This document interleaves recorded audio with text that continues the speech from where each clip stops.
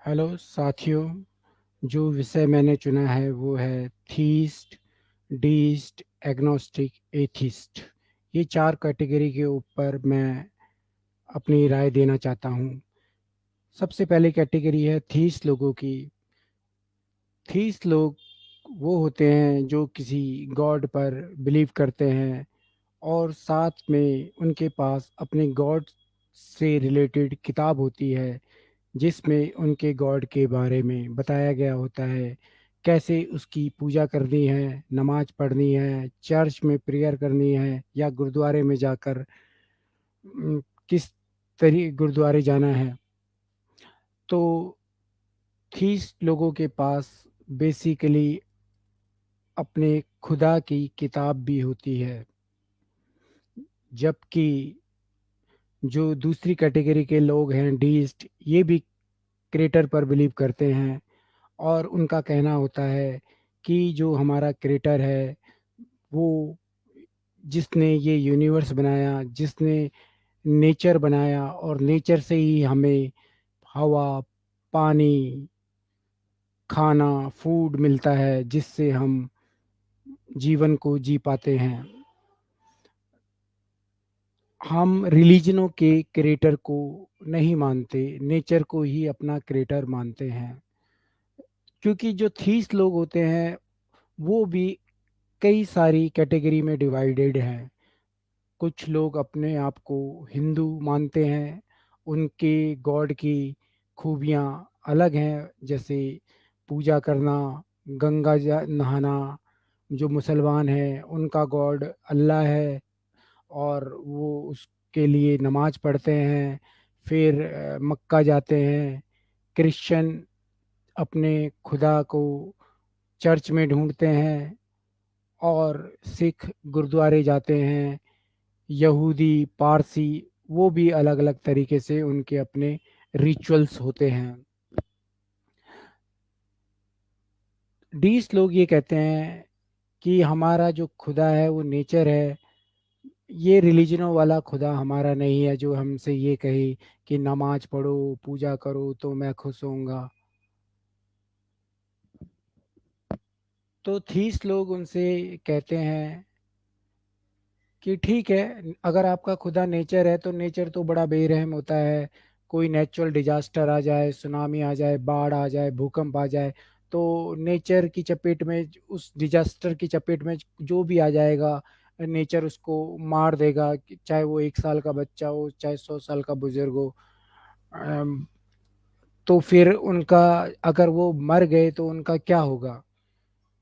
डीस्ट लोगों, क्योंकि after life में बिलीव नहीं करते, वो ये कहते हैं कि जो आपका थीस लोगों का आफ्टर लाइफ का कॉन्सेप्ट है वो कोई साइंटिफिक प्रूफ नहीं है, उसका कोई एविडेंस नहीं है, वो सिर्फ एक इमेजिनेशन से ज़्यादा कुछ नहीं है।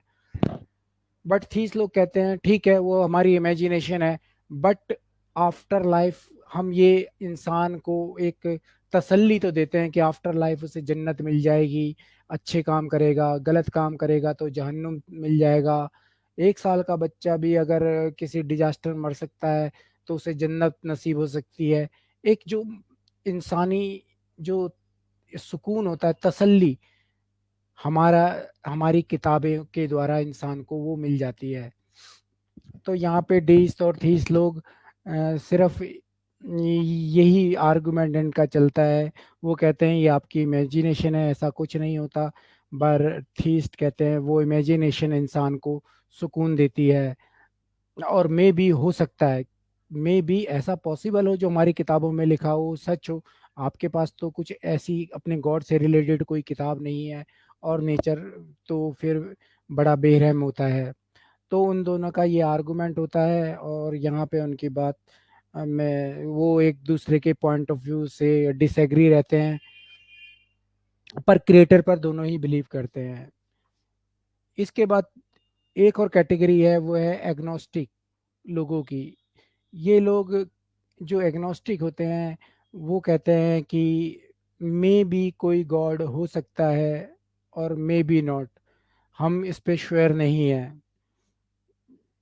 तो थीस्ट लोग उनको अपनी किताबों से कन्विंस करने की कोशिश करते हैं ये किताबों में लिखा है, और इसकी पॉसिबिलिटी चाहे 0.001% भी हो, तो इसमें बिलीव कर लेने से हमें कोई हर्ज नहीं होना चाहिए।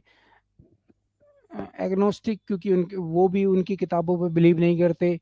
बट जैसे डीस लोग का तो 100% होता है, वो क्रिएटर को मान लेते हैं कि नेचर उनका क्रिएटर है। पर एग्नोस्टिक कहते हैं कि मे बी और मे नॉट बी, क्रिएटर हो भी सकता है, नहीं भी हो सकता। तो थीस लोग फिर उनसे कहते हैं कि आप अपना इंस्टांस थोड़ा क्लियर कर लीजिए, या तो आप डीस की कैटेगरी में चले जाएं कि क्रिएटर है, और फिर अपने क्रिएटर को हमें बताएं कि आप किस तरीके से क्रिएटर को देखते हैं, या फिर आप सीधा एथिस्ट की पोजीशन में चले जाएं, कहे कि हमारा कोई क्रिएटर नहीं है। तो फिर बात करने हम आपसे बात करते हैं, आपकी 50-50 जो पोजीशन है, इस पे हम आपसे क्या बात करें। तो यहाँ पे एग्नोस्टिक और जो थीस्ट होते हैं वो भी आपस में डिसएग्री रहते हैं, और कोई बात उनकी बन नहीं पाती। इसके अलावा अब एक जो आखिरी कैटेगरी है वो है एथिस्ट की कैटेगरी। एथिस्ट में भी दो पोजीशन होती है, एक एथिस्ट बोलते हैं हमारी पैसिव पोजीशन है, एक होते हैं हमारी एक्टिव पोजीशन है। पहले हम पैसिव पोजीशन वालों की बात करते हैं। जो एथिस्ट पैसिव पोजीशन के होते हैं, वो जो थीस्ट हैं उनसे कहते हैं कि आप तो ये दावा कर रहे हैं कि आपका गॉड है, खुदा है, तो आप उसका प्रूफ दीजिए।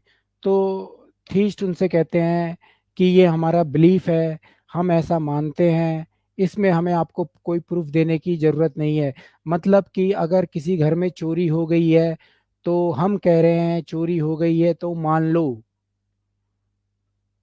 चोरी हो गई है तो आप मान लो, चाहे वहां पर सारा सामान घर के अंदर सही सलामत पड़ा हो सकता है कि घर का दरवाजा कुंडी ना लगी हो, कोई बिल्ली अंदर गई हो, दरवाजा खुल गया हो। तो थीस्ट कह रहे हैं कि चोरी हो गई है क्योंकि दरवाजा खुला था, चोरी हो गई है, आप इसे मान लो। अ, और जबकि सारा सामान वहां पे मौजूद है। तो कुल मिला के उनका बिलीफ है कि बिलीफ है चोरी हो गई है तो मान लो, बिलीफ है गॉड है तो मान लो। तो इस और वो ये कहते हैं हमें इसका सबूत नहीं देंगे, अब हम आपको इसका कोई सबूत नहीं देंगे, ये हमारा बिलीफ है कि चोरी हुई है तो मानो, खुदा है तो मानो, ये हमारा बिलीफ है। दरवाजा खुला मिला था तो चोरी हुई है, ये हमारा बिलीफ है। खुदा है, हमारा बिलीफ है। तो फिर जो एथिस्ट होते हैं जिनकी पोजीशन पैसिव पोजीशन होती है, वो कहते हैं कि हम ये दावा नहीं करते कि कोई खुदा नहीं है, बट आप लोगों का दावा था। और वैसे भी हम किसी इनविजिबल चीज, यानी कि जो आपका गॉड है, ना तो वो सुन सकता है ना बोल सकता है ना सुन सकता है ना बोल सकता है। तो और वो आपके हिसाब से एक इनविजिबल है, जिसका कोई आकार नहीं है, जिसकी कोई फिजिकल प्रेजेंटेशन नहीं है। तो हम ऐसे इनविजिबल चीज का क्या सबूत दे। तो यहाँ पे जो एथिस्ट पोजीशन पे, एथिस्ट जो पैसिव पोजीशन रखते हैं, वो ये दावा नहीं करते कि कोई खुदा नहीं है, बट वो ये मानते हैं कि कोई खुदा या क्रिएटर नहीं है, इस पर वो बिलीव करते हैं। इसके बाद एथिस्ट होते हैं जिनकी पोजीशन एक्टिव पोजीशन होती है। य- और जब थीस्ट उनके साथ डिबेट करते हैं, तो वो कहते हैं आपकी पोजीशन एक्टिव है, आप बताओ कि कोई खुदा नहीं है, इसका आपने क्लेम किया है, इसका हमें सबूत दो।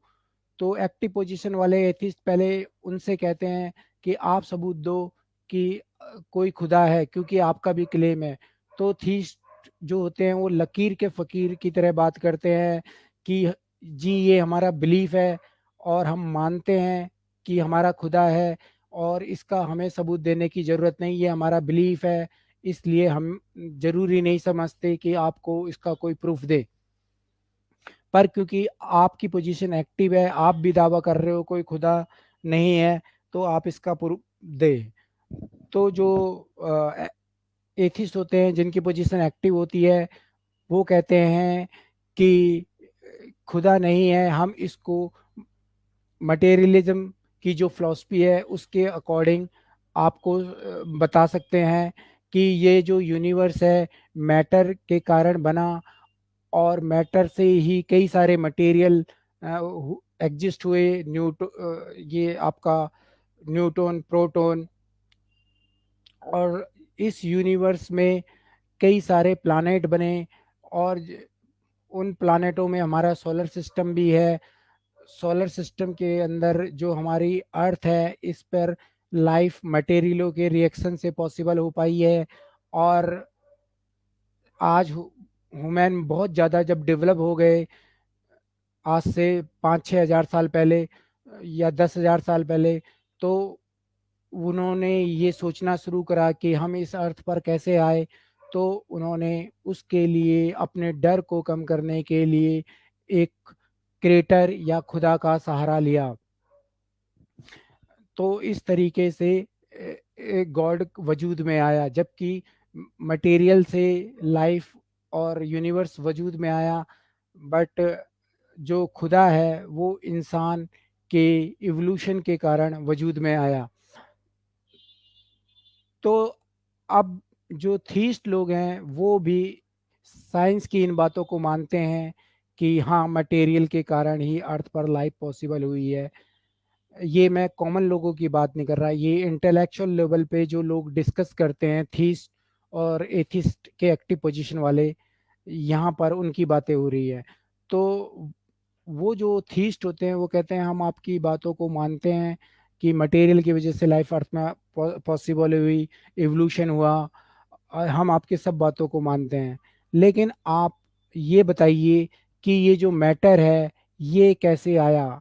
क्योंकि हम ये मानते हैं कि ये मैटर अपने आप वजूद में नहीं आया, इसे किसी क्रिएटर ने किसी प्लानिंग के तरह किसी कोई क्रिएटर था जिसकी ये प्लानिंग थी, तब जाके ये सब पॉसिबल हो पाया।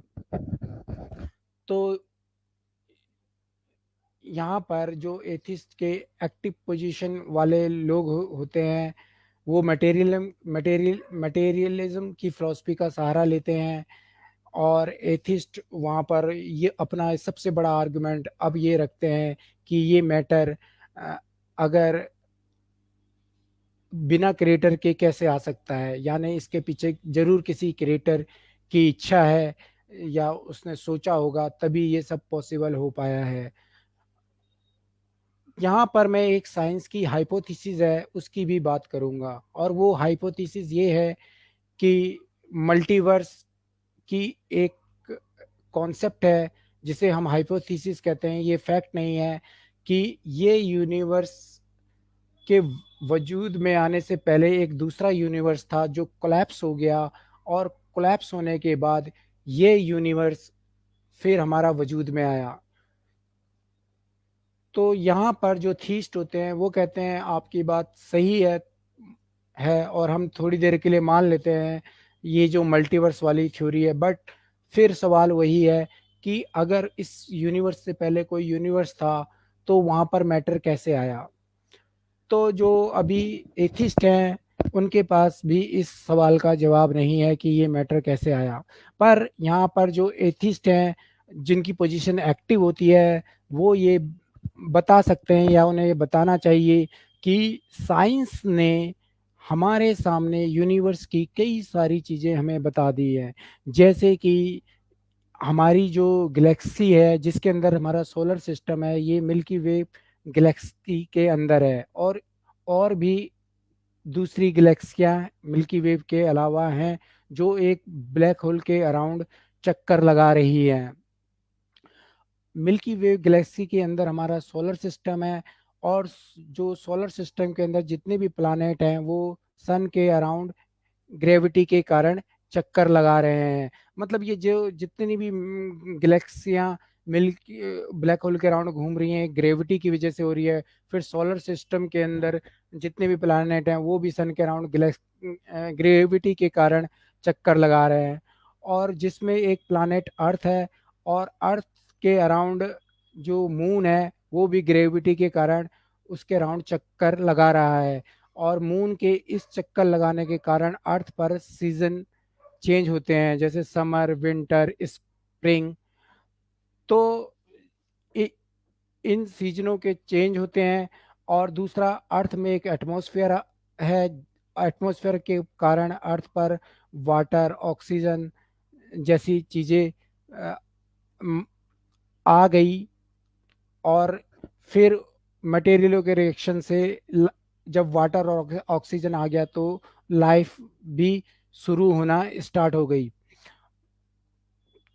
पर आज हमें ये नहीं पता कि वो मैटर कहाँ से आया, बट साइंस जब इतनी डिस्कवरी कर दी है, इतनी चीजें हमें बता दी है, तो इन फ्यूचर में साइंस हमें ये भी बता सकती है कि वो मैटर कहाँ से आया। तो जब तक हमें इस चीज का पता नहीं लग सकता कि वो मैटर कहाँ से आया, हम ये नहीं मान सकते कि वो मैटर किसी क्रिएटर ने प्लानिंग से, क्रिएटर की मतलब उस मैटर के लिए किसी क्रिएटर की प्लानिंग रही होगी। तो ये आज के समय इंटेलेक्चुअल डिस्कोर्स है जो हाई लेवल पे डिस्कस किया जाता है। अ, साथियों, मैंने कोशिश की है कि आप लोगों को theist, deist, agnostic, atheist, passive position, active position के बारे में बताने की कुछ सेंस बनाई है। और अगर आप लोगों को मेरा ये वीडियो पसंद आया हो, बात पसंद आई हो, कुछ सेंस बनी हो, तो आप लोग मेरी इन बातों को, जरूरी नहीं जैसे मैं बता रहा हूँ, अपने तरीके से मॉडिफाई करके और अच्छे तरीके से आ, लोगों के सामने नए आर्गुमेंटों के साथ अपनी बातें लोगों तक रख सकते हैं। Thank you very much.